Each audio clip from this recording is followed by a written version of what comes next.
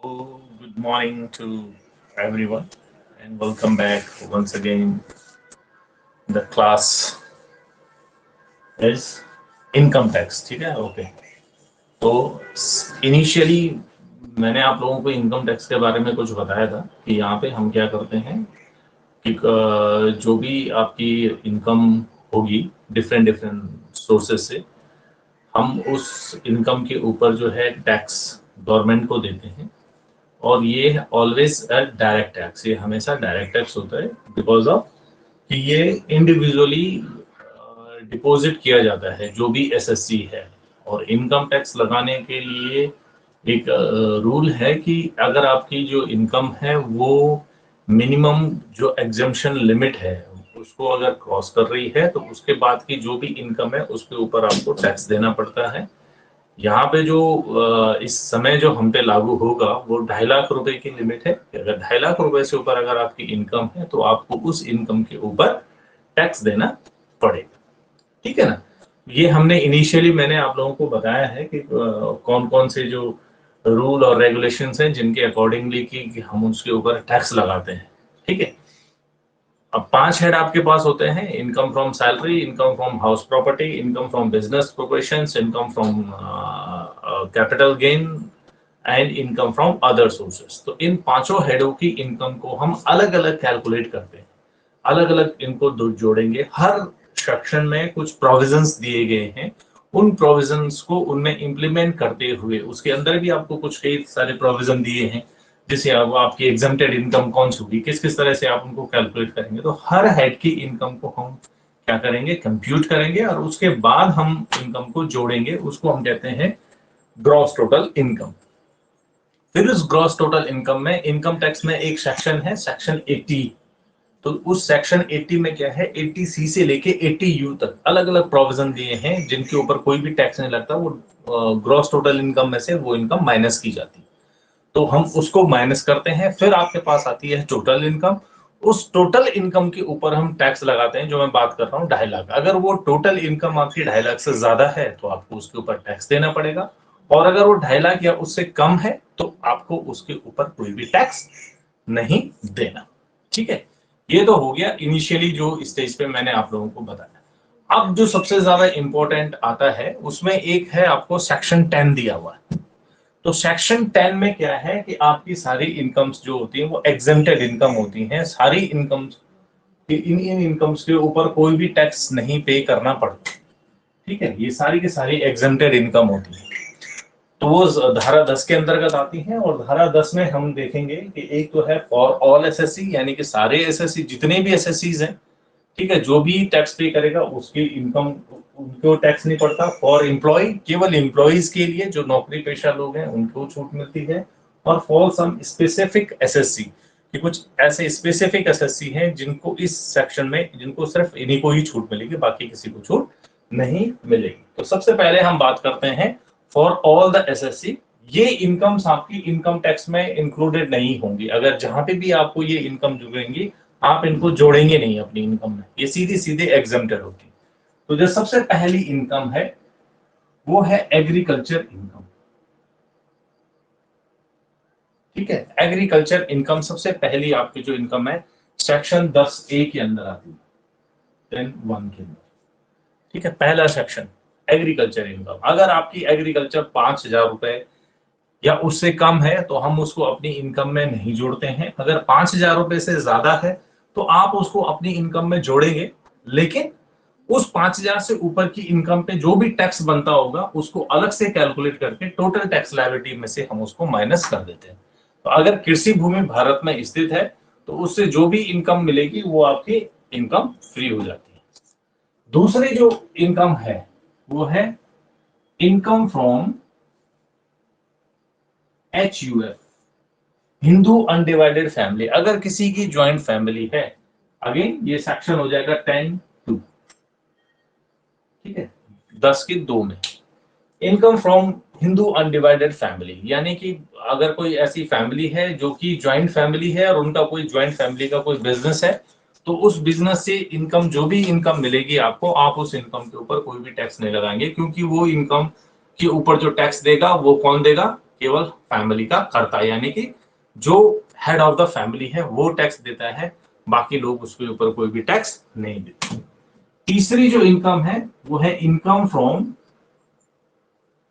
Firm.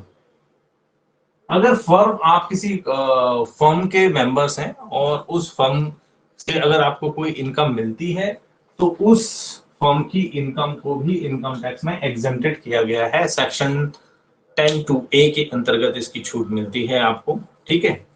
तो जो भी आपको कमीशन, बोनस, सैलरी जो कुछ मिलेगा उस फर्म से, वो एग्जेम्प्टेड होगा। क्यों?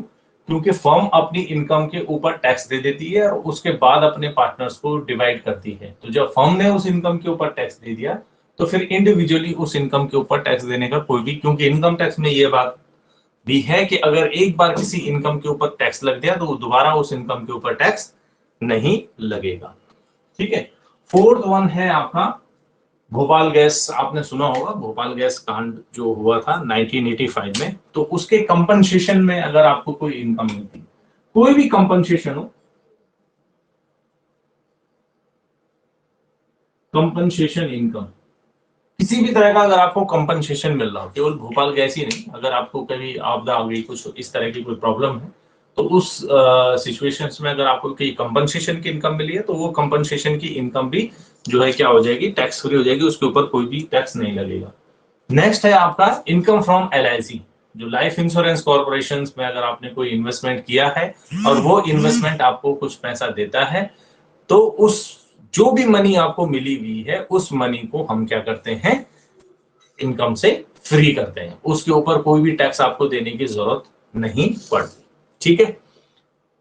इसी प्रकार से अगर आप कहीं इन्वेस्टमेंट कर रहे हैं और इन्वेस्टमेंट कर रहे हैं, जैसे 12 ईयर नेशनल सेविंग बॉन्ड में अगर आपने इन्वेस्टमेंट करा है तो उसकी, उस पे जो भी इन्वेस्टमेंट किया है उसकी आपको छूट मिल जाती है। नेशनल सेविंग सर्टिफिकेट अगर आपने NSC ली है तो उसके ऊपर डाक खाने की कोई बचत है, तो डाक खाने की बचत में क्या है, अगर आपका सिंगल अकाउंट है तो सिंगल अकाउंट में 3500 रुपए आपको छूट मिलेगी, और अगर वो अकाउंट ज्वाइंट है तो उसमें 35 दूनी 70, यानी कि 7,000 रुपए की छूट मिल जाएगी। वो जो भी उसके ऊपर ब्याज आपको पड़ रहा है वो सेक्शन 10-15 के अंतर्गत आता है, ठीक है। 5 साल का आपने पोस्ट ऑफिस सेविंग कैशलेस, जो अगर आपने कोई FD करी है 5 साल या उससे ऊपर की, तो उसके ऊपर भी आपको छूट मिलेगी, ठीक है। सुकन्या समृद्धि अकाउंट में अगर आप जो भी पैसा डालेंगे तो उसकी आपको छूट मिलेगी। ये सब ATC के अंतर्गत भी आते हैं, ठीक है। तो सुकन्या समृद्धि योजना का अगर आपको कोई पैसा मिल रहा है, इनकम हुई है, आपने पैसा जमा किया और उसके बाद आपको पैसा मिला है, मेच्योर हुआ है, तो उसके ऊपर कोई भी इनकम टैक्स नहीं लगेगा, ठीक है। उसके बाद जैसे एजुकेशनल स्कॉलरशिप है उनके ऊपर कोई टैक्स नहीं लगता। सांसद सदस्यों, राज्य के विधानमंडल सदस्यों के जो भत्ते हैं उनके ऊपर कोई भी टैक्स नहीं लगता। कोई अगर आपको अवार्ड मिल रहा है, ठीक है, किसी भी तरह का अवार्ड हो, ठीक है, सशस्त्र सेना के द्वारा जो भी मिला दिया गया अवार्ड है, ठीक है, जैसे आपको परमवीर चक्र मिला, महावीर चक्र मिला, आपको जो है भारत रत्न वगैरह कुछ मिलता है, तो उसके ऊपर जो भी इनकम होगी कोई भी टैक्स नहीं है। शौर्य पुरस्कार प्राप्त व्यक्तियों को अगर कोई पेंशन मिलती है तो वो एग्जम्प्टेड है, ठीक है। अगर आपको फैमिली पेंशन मिल रही है, ठीक है, यानी कि आर्मी में था पर्सन, अब वो एक्सपायर हो गए तो उनके जो है वाइफ या जो भी नेक्स्ट है उनको जो है फैमिली पेंशन मिल रही है, तो वो फैमिली पेंशन भी क्या होती है, एग्जम्प्टेड होती है, उसके ऊपर कोई भी टैक्स नहीं लगता, ठीक है। अगर कोई माइनर चाइल्ड है, अवयस्क बच्चा है, यानी कि 18 साल से नीचे है, और माता पिता अगर उसके नाम पे कुछ पैसा रखते हैं और वो पैसा इस ड्यूरेशन में मेच्योर होता है, तो अगर वो 1500 रुपए तक है तो वो एग्जेम्प्टेड होगा। 1500 रुपए से ज्यादा होगा तो वो माता या पिता जिसकी भी इनकम ज्यादा होगी या कम ज्यादा होगी उसकी इनकम के ऊपर क्या है, उसको जोड़ दिया जाएगा, ठीक है। दोनों में जो कम हो, यानी 1500 रुपए से ज्यादा अगर इनकम है तो वो टैक्सेबल है, ठीक है। यूनिट ट्रस्ट ऑफ इंडिया में अगर आप इन्वेस्टमेंट किया आपने, ठीक है, म्यूचुअल फंड में आपने इन्वेस्टमेंट करा, वहां से जो इनकम मिलेगी वो आपकी क्या होगी, एग्जेम्प्टेड होगी, उसके ऊपर कोई भी टैक्स नहीं लगेगा, ठीक है। अगर आपने कोई एग्रीकल्चर लैंड बेची है, उसका अगर ट्रांसफर करा, हस्तांतरण किया है, तो उसकी भी कोई छूट नहीं मिलेगी, लेकिन उसके लिए कुछ कंडीशंस हैं, वो कंडीशंस आपको फुलफिल करनी पड़ेंगे, ठीक है। अगर आपने इक्विटी शेयर लॉन्ग टर्म के लिए लिए थे, अगर आप अब उनको अगर आप बेच रहे हैं तो उससे कोई इनकम मिलेगी, तो वो इनकम भी आपकी एग्जेम्प्टेड मानी जाएगी। ठीक है, स्पेशल इकोनॉमिक जोन है, अगर जैसे आर्थिक गलियारे जिनको हम बोलते हैं, स्पेशल इकोनॉमिक जोन अगर गवर्नमेंट ने सेटअप करे हैं, वहां अगर आप अपना कोई बिजनेस बना रहे हैं और वो बिजनेस वहां प्रॉफिट करता है, तो जो भी वह प्रॉफिट 10 साल 5 साल 10 साल के लिए सरकार ने कुछ ऐसी स्कीम रखी है कि वहां की जो इनकम है, जो प्रॉफिट है, उसके ऊपर कोई भी टैक्स नहीं देना पड़ेगा। ठीक है, जैसे कि अगर कोई बाय द वे रिकंस्ट्रक्शन या कंस्ट्रक्शन का कोई काम करता है, या कोई कंप्यूटर सॉफ्टवेयर या ऑपरेटर का काम कर रहा है, तो पहले 5 साल में जो है 100% छूट मिलती है, उसके बाद नेक्स्ट 5 साल में 50% की छूट मिलती है। जो भी प्रॉफिट आपको हुआ पहले 5 साल में, जो भी प्रॉफिट हुआ वो टैक्स फ्री। उसके नेक्स्ट 5 साल में जो आपको प्रॉफिट हुआ उसका 50% आपको छूट मिलता है, और उसके बाद वो टैक्सेबल होता है। ठीक है, तो ये कुछ इनकम है जो ऑल एसएससीज के लिए आपकी एग्जम्प्टेड है। ठीक है, जिनको कि एसएससी कोई किसी भी तरह के एसएससी को इनको करने की जरूरत नहीं है। दूसरा आता है फॉर एम्प्लॉय, यानी कि जो नौकरी पेशा लोग हैं, तो नौकरी पेशा लोगों के लिए भी सेक्शन 10 में कुछ छूटे हैं। जैसे आपको यात्रा ट्रैवलिंग अलाउंस दिया गया है, साथ तो आने जाने का खर्चा दे रही है वो कंपनी, वो फ्री होता है। विदेश में मिले हुए भत्ते अनुलाभ वो फ्री होता है। मिड ईयर अवकाश पर ग्रेजुटी वो फ्री है। पेंशन के बदले कम्यूटेड पेंशन। तो इन इन ये जो कर्मचारी है, इनके लिए जो हम इनकम पढ़ेंगे वो इनकम फ्रॉम सैलरी में पढ़ेंगे कि कुछ एक्सटेंड, यानी कोई लिमिट तक वो फ्री होते हैं, उसके बाद वो टैक्सेबल। जैसे ग्रेजुटी है 20 लाख तक फ्री है, उसके बाद जो है टैक्सेबल है। ठीक है, commuted value of the pension है वो 5 लाख तक फ्री है। अगर 5 लाख से ज्यादा वैल्यू है तो उसके ऊपर टैक्स लगेगा, अदरवाइज उसके ऊपर कोई भी टैक्स नहीं लगेगा। ठीक है, अवकाश और वेतन 3 लाख तक फ्री है। ठीक है, अगर आपने कोई अर्न लीव अगर आपकी बची हुई है और उनका आपको पैसा मिलता है, तो वो 3 लाख तक फ्री है। उसकी अमाउंट अगर 3 लाख तक है तो कोई भी टैक्स नहीं लगेगा। 3 लाख से ऊपर है तो उसके ऊपर इनकम टैक्स लगेगा। ठीक है, अगर आपको कंपनसेशन ऑन रिट्रिचमेंट, अगर आपको कंपनी निकालती है उसे छटनी के दौरान और उसके एवज में कोई कंपनसेशन देती है, तो 10 लाख तक वो फ्री है। उसके ऊपर अगर है तो उसके ऊपर कोई टैक्स लगेगा। ठीक है, अगर आपने क्या किया, वीआरएस लिया है, यानी कि वॉलेंट्री रिटायरमेंट लिया है, तो उसके उस टाइम पे आपको जो पैसा 5 लाख तक फ्री है, उसके ऊपर जो है उसके ऊपर टैक्स है। तो प्रोविडेंट फंड में भुगतान करते हैं, recognise provident fund, unrecognise provident fund, तो ये सब चीजें वहां आएंगी इनकम फ्रॉम सैलरी में। वहां हम पढ़ेंगे सेक्शन 10 की जो जो छूटे हैं for only for the employees. ठीक है, हाउस रेंट अलाउंस है तो कुछ शर्तों के साथ फ्री है, उसके बाद उसके ऊपर टैक्स लगता है। ठीक है, अगर उसके बाद आते हैं फॉर सम स्पेसिफिक एसएससी, यानी कि कुछ अलग स्पेसिफिक एसएससी। तो स्पेसिफिक एसएससी हम किसको मानते हैं, जैसे राजनीतिक पार्टियों को। तो ये सेक्शन 10-14 में इसकी छूटें मिलती हैं, सेक्शन 10-14 में। ठीक है, इनकम ऑफ पॉलिटिकल पार्टीज, तो उसके लिए भी कुछ क्या है, नियम बनाए गए हैं कि अगर इन इन नियम के अकॉर्डिंगली पॉलिटिकल पार्टी की इनकम होती है तो ही छूट मिलेगी, अदरवाइज उसमें छूट नहीं मिलेगी। सबसे पहले कि उस राजनीतिक पार्टी को अपना हिसाब किताब कंप्लीट रखना पड़ेगा, मतलब पूरा फुल प्रूफ रखना पड़ेगा। 20,000 से ऊपर की जो भी अगर कोई इनकम आती है तो उसका आपका पूर्ण रिकॉर्ड रखना पड़ेगा। ठीक है, और 20,000 रुपए से ऊपर जो भी चंदे मिलेंगे वो आपको चेक के थ्रू रिसीव करने पड़ेंगे, वो कैश में रिसीव नहीं करेंगे आप। अगर आपने ये प्रोसीजर फॉलो किया है तो आपकी जो इनकम होगी वो टैक्स फ्री होगी। अगर वो इस तरह का प्रोसीजर नहीं रखते तो उसके ऊपर आपको फिर टैक्स देना पड़ेगा। ठीक है, आई बात समझ में? तो ये कुछ प्रोविजंस हैं, ठीक है, फॉर सम स्पेसिफिक एसएससी जिनकी की इनकम को हम जो है फ्री करते हैं। दूसरा है निर्वाचन न्याय की इनकम। ठीक है, किसी निर्वाचन न्याय की प्राप्त स्वैच्छिक आवेदनों को, ठीक है, जैसे हम पॉलिटिकल दान करते हैं ना, वो राजनीतिक दलों को वितरण करने में काम आता है। जैसे ये इलेक्शन कमीशन की को अगर कोई इनकम है तो उन्होंने कह दिया कि साहब इतने तक जो है आपको छूट मिलेगी, तो अगर इस तरह को वहां अगर आप दान करते हैं तो गत वर्ष में प्राप्त सकल अभिदान पिछले वर्षों के अग्नि शेष से कम 95% और उसके अधिक पंजीकृत राजनीतिक। ठीक है, अगर कोई पॉलिटिकल पार्टी है, मतलब इलेक्शन कमीशन की अगर कोई इनकम है तो वो इनकम भी क्या होती है, एग्जेम्प्टेड होती है।